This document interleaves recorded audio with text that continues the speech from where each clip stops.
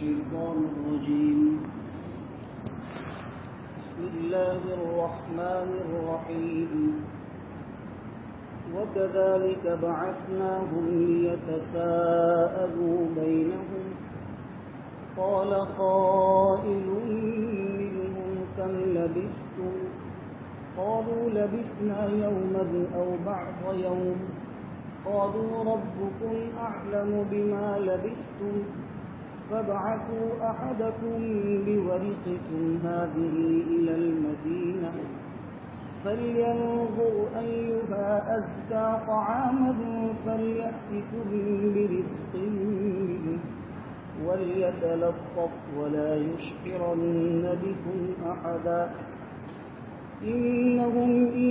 يظهروا عليكم يرجموكم أو يعيدوكم في ملتهم ولن تفلحوا إذا أبدا.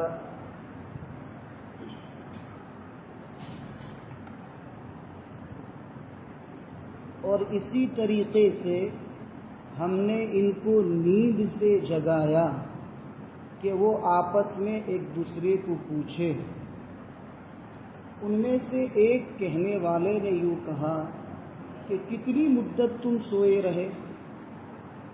تو انہوں نے کہا کہ ہم لوگ ایک دن ٹھہرے رہے یا دن کا کچھ کم وقت، ایک دن سوئے یا دن کا کچھ کم حصہ. لوگوں نے کہا، آپس میں کہا کہ تمہارا رب ہی خوب جانتا ہے اس مدت کو جتنی مدت تم لوگ ٹھہرے. تم اپنے میں سے کسی ایک شخص کو اپنا یہ درہم لے کر بھیجو شہر کی جانب، تاکہ پھر وہ چاہیے کہ وہ دیکھے کہ کون سا کھانا پاکیزہ ہے، پھر وہ اس سے کھانا لے کر تمہارے پاس آئے اور وہ حسن تدبیر سے کام لے، وَلْيَتَلَطَّفْ حسن تدبیر سے کام لے اور تمہارا کسی کو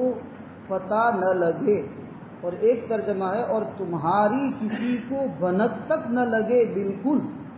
اور تمہاری کسی کو بالکل بھنک تک نہ لگے. بے شک کہ وہ لوگ اگر تم پر غالب آ جائیں گے یا تم پر واقف ہو جائیں گے، تمہارے احوال سے باخبر ہو جائیں گے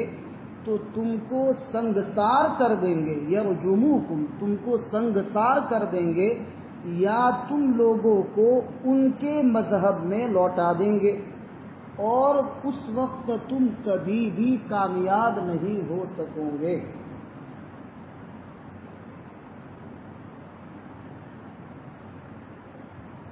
ان تین آیتوں میں اللہ رب العزت نے اصحاب کہف کے ساتھ اپنی دوسری قدرت کا اظہار فرمایا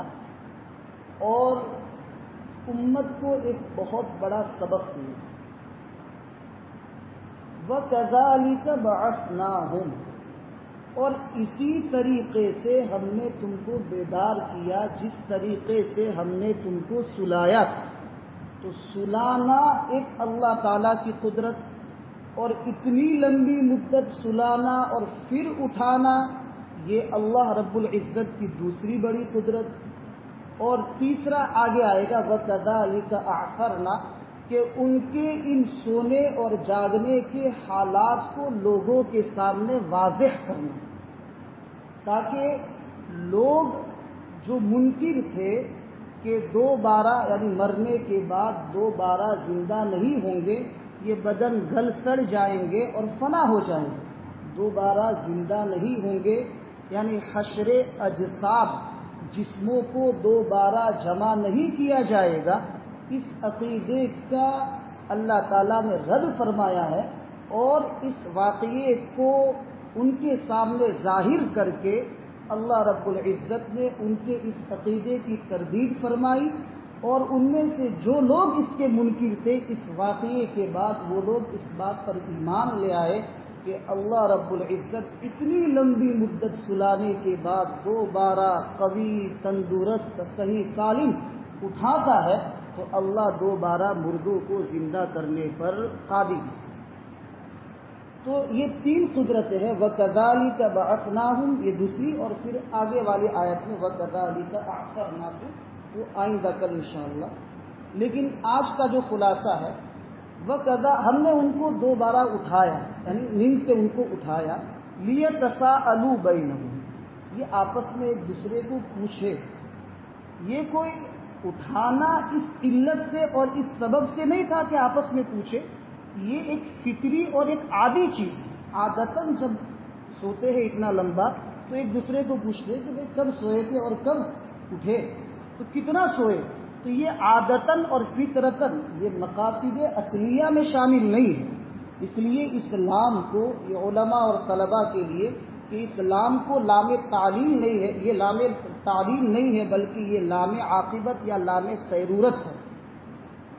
قال قائل منهم کم لبثتم، ان میں سے ایک کہنے والے شخص نے یہ پوچھا کہ کم لبثتم، کم مدتن لبثتم، کتنی مدت تم لوگ سوئے ٹھہرے رہے اس غار میں؟ تو لوگوں نے کہا کہ لبثنا یوما او بعض یوم، ایک دن سوئے یا آدھا دن۔ بعض مفسرین نے یہاں پر لکھا ہے کہ یہ جواب انہوں نے اس لیے دیا کہ یہ لوگ صبح کے وقت غار میں داخل ہوئے اور شام کے وقت یہ لوگ بیدار ہوئے، تو ان کا کہنا یہ تھا کہ صبح کو سوئے ہیں، شام کو اٹھے ہیں، اس لیے ایک دن ہو گیا۔ اور بعض نے کہا کہ نہیں، یہ دوسرا دن ہے، اس لیے آگے جو فرمایا، لوگوں نے کہا کہ ایک کام کرو، چھوڑو یہ بیکار کی بحث اور فضول باتیں چھوڑو، ربکم اعلم بما لبثتم، تمہارا رب ہی جانتا ہے کہ تم اس غار میں کتنی مدت رہے۔ پھر اس کے بعد چونکہ اتنی لمبی مدت سوئے تھے تو انہوں نے کہا کہ کھانے بانے کا تو انتظام کرو، بھوک لگی ہے، اس لیے اب یہ جو بحث کر رہے ہو کہ کتنی مدت ٹھہرے، یہ سب چیزیں چھوڑو اور کھانے کی فکر کرو۔ تو ایک شخص نے اپنے پاس سے ایک درہم، ورق اور ورق دونوں لفظ استعمال ہے، اس کے معنی چاندی کا سکہ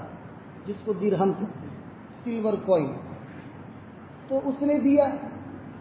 کہا کہ لو یہ پیسے لے کر تم جاؤ بازار شہر میں جاؤ اور فَلْيَنْظُرْ أَيُّهَا أَزْكَىٰ طَعَامًا، یہ بہت اہم بات ہے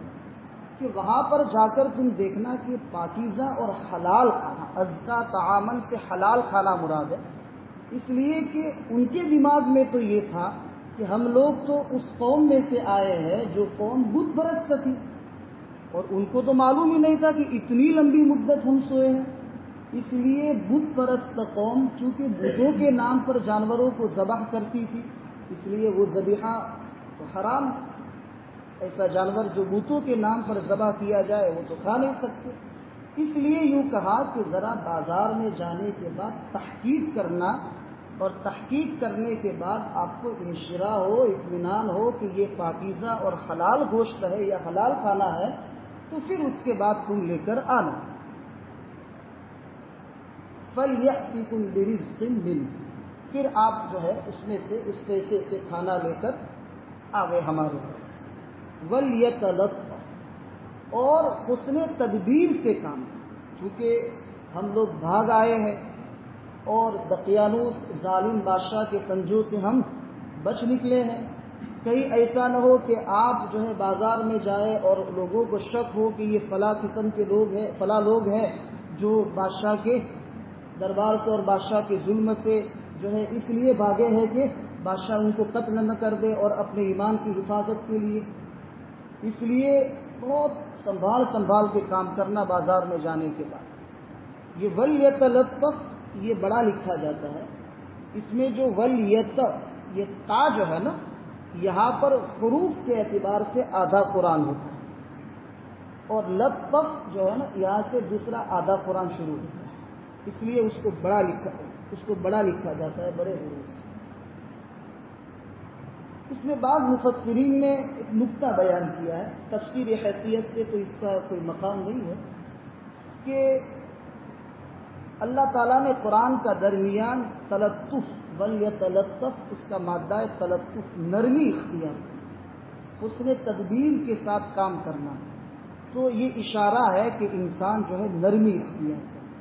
اس لیے کہ نرمی میں فائدے زیادہ ہے بمقابل سختی کے. ولا یشعرن بکم احدا، اور ہرگز تمہاری کسی کو بھنک نہ لگے. اگر بھنک لگی تو پھر کیا ہوگا وہ آگے والے کہ اگر وہ تم پر واقف ہو گئے، تمہاری ان کو اطلاع مل گئی، تم لوگ چھپے ہوئے ہو، یہ ایسی ان کو خبر مل گئی، تو وہ لوگ تم کو رجم کر دیں گے. رجم کا معنی ہے سنگسار کر دیں گے. یہ رجم جو ہے ایک اصطلاحی لفظ ہے. اب یہ رجم جو ہے، یہ رجم کے طریقے سے دقیانوس بادشاہ ان کو قتل کرتا تھا، اس لیے انہوں نے یرجموکم فرمایا. رجم کیا ہے؟ انسان کو بیچ میدان میں کھڑا کیا جائے، کھائی کھود کر اس کو یہاں اس کے سینے تک، یا تو اس کے پاؤں کی اسپیٹ تک، اور عورت ہو تو اس کے کندھے تک، اس کے سینے کو چھپا کر، اور پھر ہر طرف جو ہے لوگ کھڑے ہو اور لوگ اس کے اوپر مسلسل پتھر کی بارش کریں اور اس کو جان سے ماریں. یہ شریعت اسلام یعنی شریعت محمدیہ میں، ہماری شریعت میں اگر اسلامی حکومت ہو تو زنا کرنے والا مرد اور زنا کرنے والی عورت جبکہ وہ شادی شدہ ہو تو اس کی یہ سزا ہے کہ اس کو جو ہے رجم کر دیا جائے، سنگسار، یعنی پتھروں سے اس کے سر کو اور اس کے جسم کو جو ہے کچل دیا جائے اور اس کو ختم کر دیا جائے. تو انہوں نے اس لیے یرجموکم فرمایا کہ اس زمانے کا بادشاہ ان کا قتل جو ہے رجم کے ذریعے سے کرتا تھا، اس لیے انہوں نے یرجموکم فرمایا. یا تو رجم کر دیں گے وہ تم کو،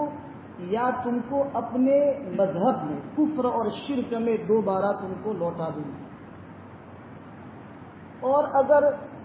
دوبارہ ہم کفر میں لوٹ آئیں گے تو پھر فائدہ کیا؟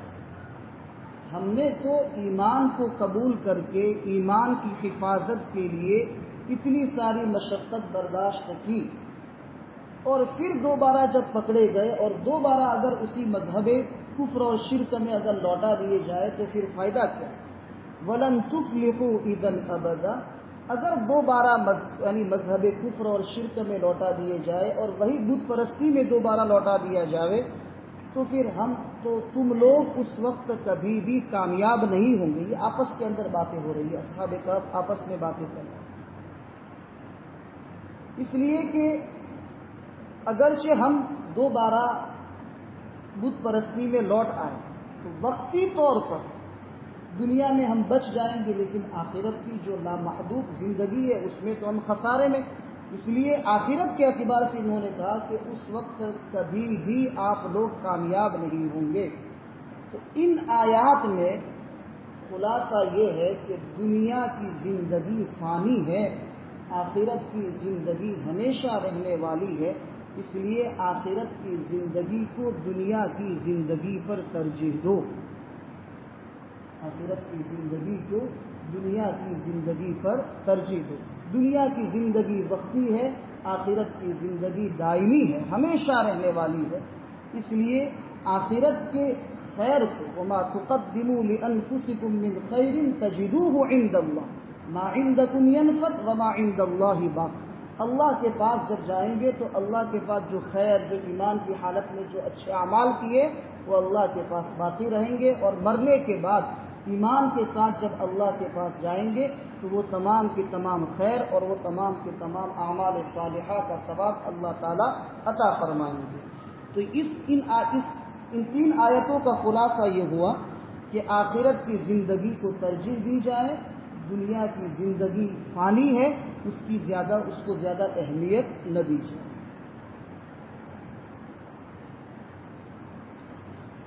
وَكَذَلِكَ أَعْثَرْنَا عَلَيْهِمْ لِيَعْلَمُوا أَنَّ وَعْدَ اللَّهِ حَقٌّ وَأَنَّ السَّاعَةَ لَا رَيْبَ فِيهَا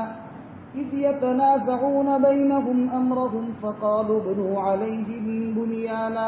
رَبُّهُمْ أَعْلَمُ بِهِمْ قال الذين غلبوا على امرهم لنتخذن عليهم مسجدا، اور اسی طریقے سے ہم نے ان کے اوپر لوگوں کے سامنے ان کے احوال کو ظاہر کر دیا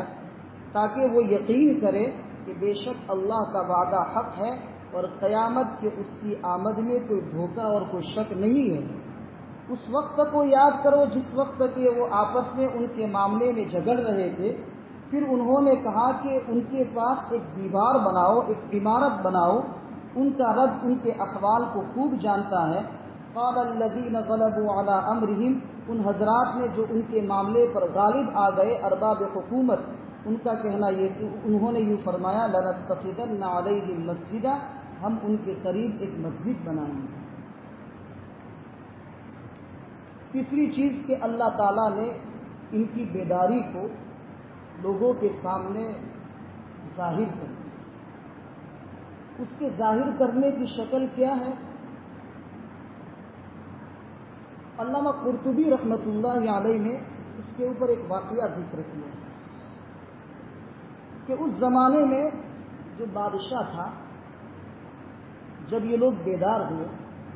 تو جس شہر میں تھے اس شہر کا دقیانوس کے زمانے میں اس شہر کا نام تھا افسوس، لیکن جب مسیحی یعنی ایمان والے لوگ جب اس وقت یعنی اس شہر پر قابض ہو گئے اور انہوں نے غلبہ حاصل کر لیا تو اس کا نام رکھا طرطوس،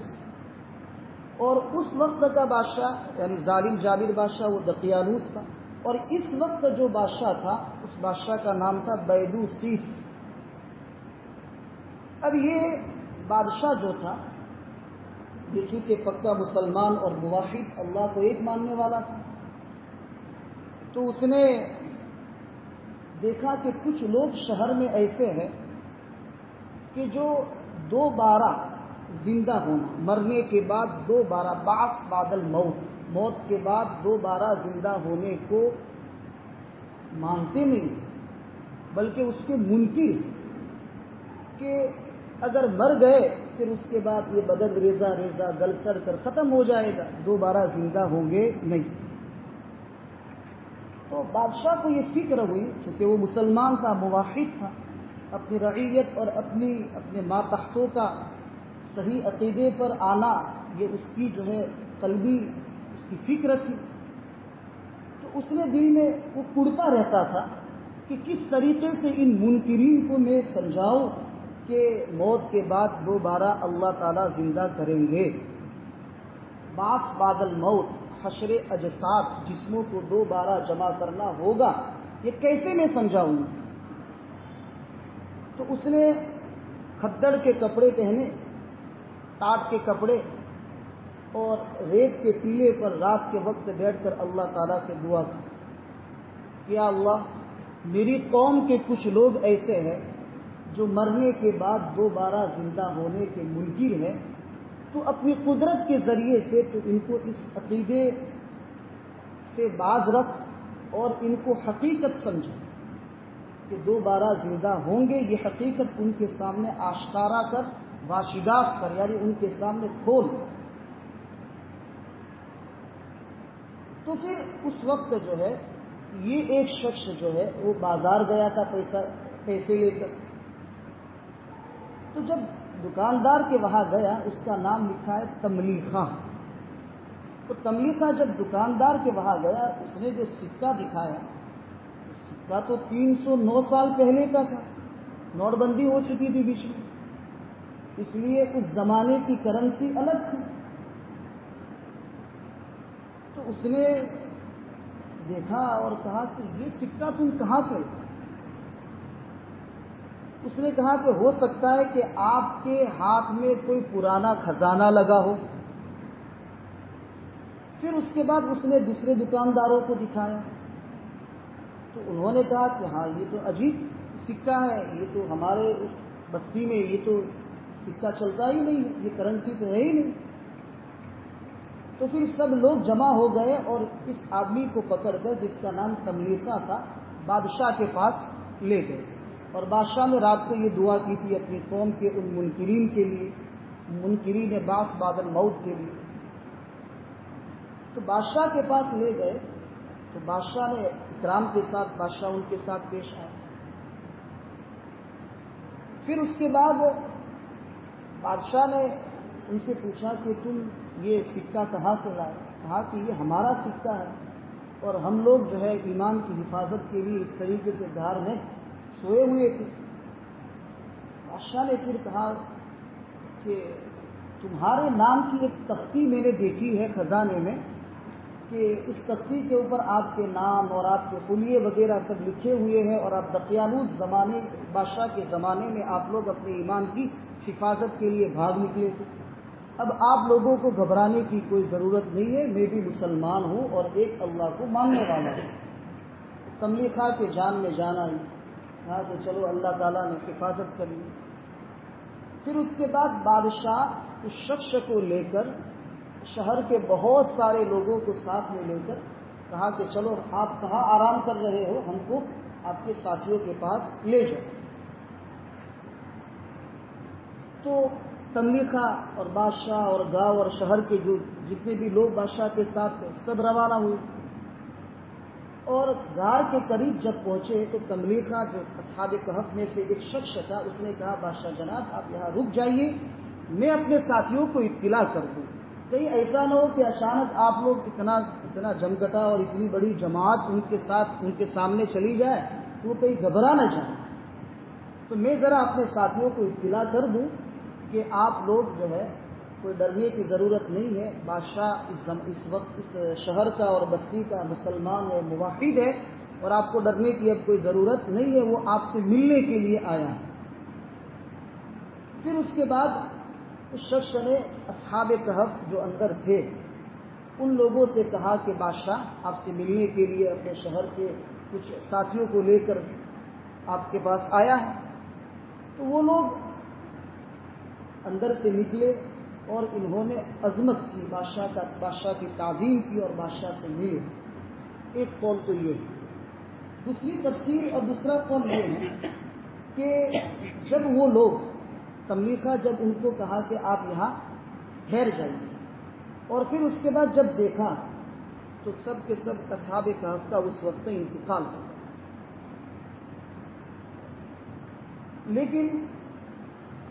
ابو حیان اندلسی رحمۃ اللہ علیہ صاحب تفسیر البحر المحیط ان کا کہنا یہ ہے کہ نہیں، بادشاہ کی ان اصحاب کہف کے تمام افراد کے ساتھ ملاقات بھی ہوئی، ان اصحاب کہف نے بادشاہ کی تعظیم بھی کی اور پھر اس کے بعد یوں کہا کہ اب ہم آپ سے رخصت ہو رہے ہیں، پھر اب ہم آپ سے رخصت ہو کر غار میں آرام کر رہے ہیں. بس اتنا کہہ کر وہ غار میں گئے اور پھر اس کے بعد ان حضرات کا انتقال. صحیح قول یہی ہے، چونکہ اللہ تعالیٰ کو یہ دکھانا تھا ان منکرین بعد الموت کے لیے، یعنی موت کے بعد دوبارہ زندہ ہونے کے انکار کرنے والے لوگوں کے لیے کہ اصحاب کہف اتنی مدت سوئے لیکن جب اٹھے تو بالکل طاقتور، تندرست، نشاط اور بالکل پھرتی میں. تو 300 سال کی مدت جب رہی، یعنی وہ سوئے اور پھر دوبارہ اٹھے، یعنی موت النوم کالموت، نیند تو موت کی جیسی ہے، اخت الموت موت کی بہن ہے. تو موت کے یعنی نیند کے بعد اتنی لمبی مدت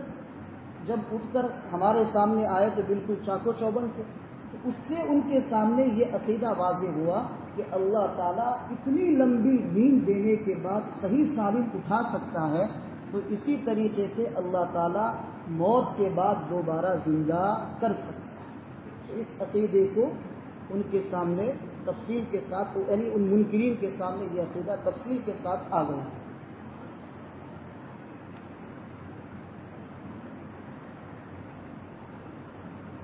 یہی مراد ہے، لِيَعْلَمُوا أَنَّ وَعْدَ اللَّهِ حَقٌّ، تاکہ وہ یقین کر لے کہ اللہ کا وعدہ حق ہے اور قیامت آئے گی، قیامت کے آنے میں کوئی شک نہیں ہے، اور قیامت آئے گی تو اللہ تعالیٰ تمام لوگوں کو دوبارہ زندہ کریں گے اور تمام لوگوں کو جمع بھی کریں گے اور دنیا میں جو کیا ہے اس کا حساب لیں گے. آگے انشاءاللہ. سبحان اللہ.